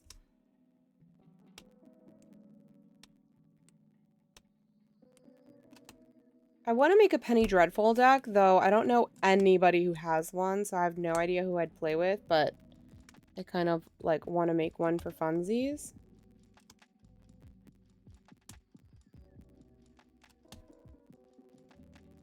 We have Transmogrant's Crown, another Pristine Talisman, and the Sahili Emblem. I love getting emblems. I feel like they're so rare, you know, like you always get tokens in packs.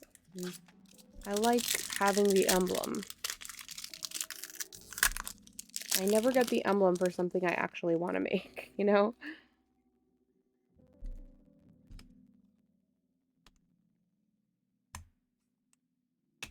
We are so close to the end.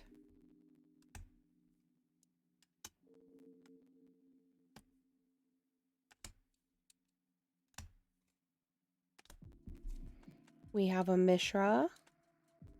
Fun times. We have a Goblin Charbelcher. And a Fun Island.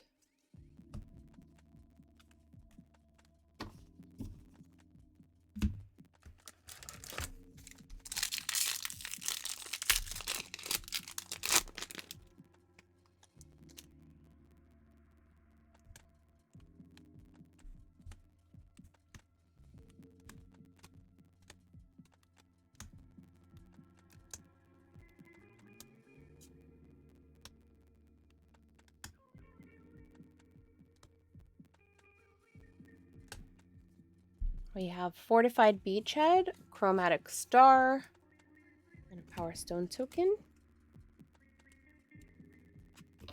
There's some good stuff in this box, but I feel like the Phyrexia box had juicier pulls. This was a little bit underwhelming, I think, but I just don't think that there was a lot of value in this. So, like, while there's some really good pulls, I don't think there's a lot in here that's like, wow, oh my god, that's a great pull, because people rate how great something is based on, like, how much it's worth, right? So, for me, I'm just taking this box as exciting because it's playable, you know? And there's really good playable cards in it, which is great. More so than, like, the value.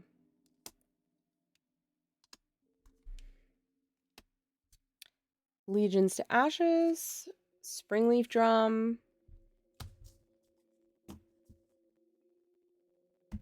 and 3 packs left.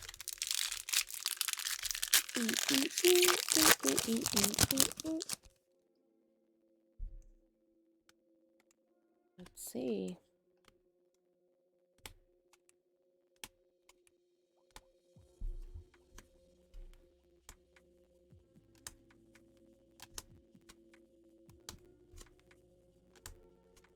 Oh, Recruitment Officer. I love that card in Standard. Ooh, an Urza Silex.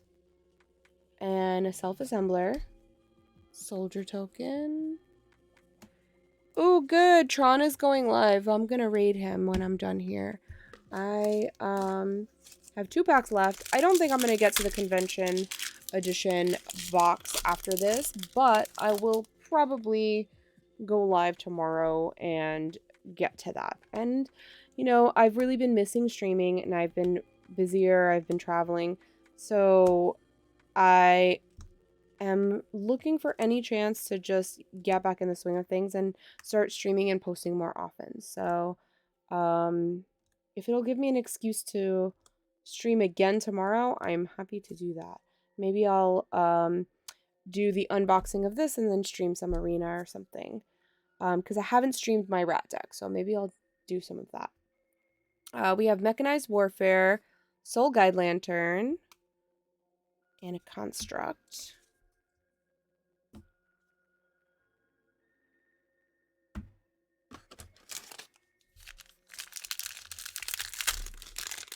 Yeah, but you know what? That's reality, right? The financial mindset kind of makes MTG not palatable. That's just the way of, like, commerce now, right? It's everything is like, are you getting bang for your buck? And it's not the most palatable, but it's kind of just the product mindedness of it, right?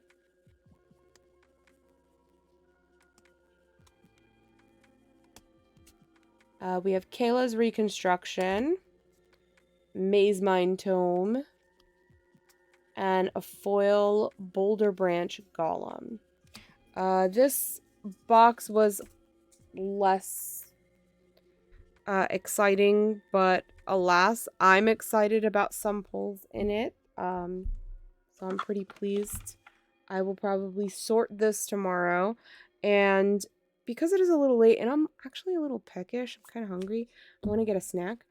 I'm gonna raid into my friend Ryan, who is probably playing Magic at the moment, I would think. Yep, it says streaming Magic the Gathering. So we'll see. I'll raid over to him. I would appreciate it if y'all can hang on in there. while I do the raid, because it really does matter to the streamers. You know, if you don't love his content, then don't hang out, but hang in there on the raid. It helps me, it helps him, and check him out and give him a follow if you do like his content. He is super, super kind and very nice, and he is one of my local friends and a relatively new streamer. So I would appreciate it if you hung in there and said hello, so that we send him a nice, generous raid that came from me. So I would appreciate it if you could hang in. Thanks for sticking around with Ryan. He's awesome. He will be sharing a room with me and Anna at Minneapolis. So he's my good buddy. I know him well, and I know he'll appreciate the raid. So let's travel over there and send the raid over. He's playing some arena. And thank you for hanging in there with me and being active in the chat. All of that matters. Every participation, every chat, every person that's talking matters. Every ad view, every sub, every like, all that stuff really matters. So I appreciate you all. Thank you so much. I'm sending over the raid. Have a great night, and I'll see you all tomorrow. Please come back.